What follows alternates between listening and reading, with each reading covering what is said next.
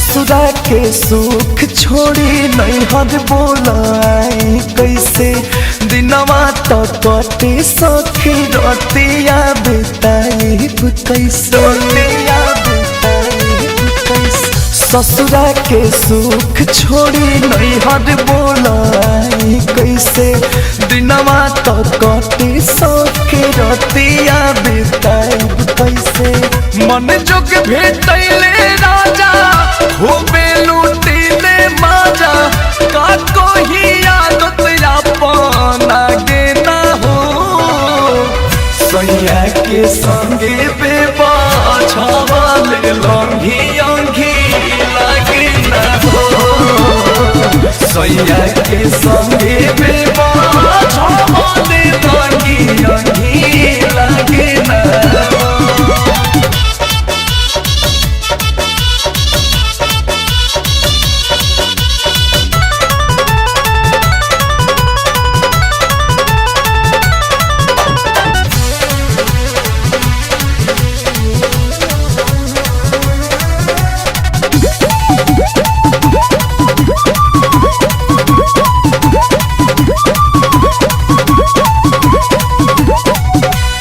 दिनों में बोलमुआ जोरे हो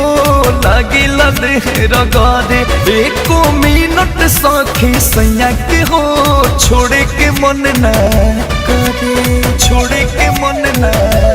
दिनों में बोलमुआ जोरे हो लागिला देहर गारे एको मिनट सखी सैया के हो छोड़े के मन न करे सखी नहीं खूनो जाना लागल अब उनकर यादत बोलो कोई के कर क्रिया खाके ना हो सैया के संगे बेबा छावाले लंघी अंघी लागे ना हो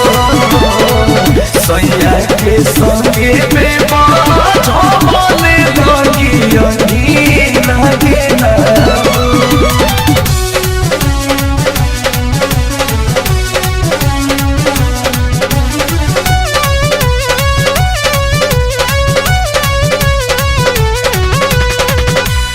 खुल के से जिया पाके बतिया हो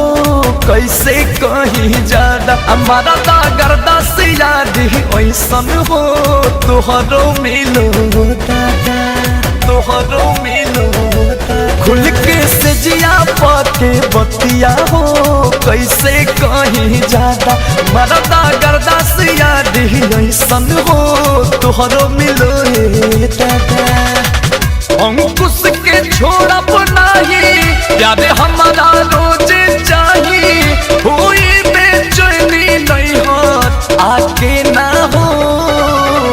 सैया के संगे बेबा छावाले लंघी अंघी लागे ना हो सैया के संगे बेबा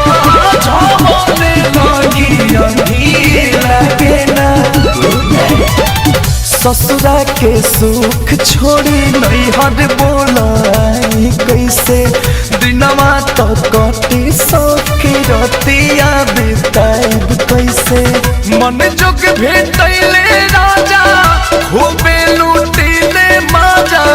का कोई आदत अपन आगे ना हो सैया के संगे बेबा छावाले लंघी अंघी लागे ना हो सैया के संगे बेबा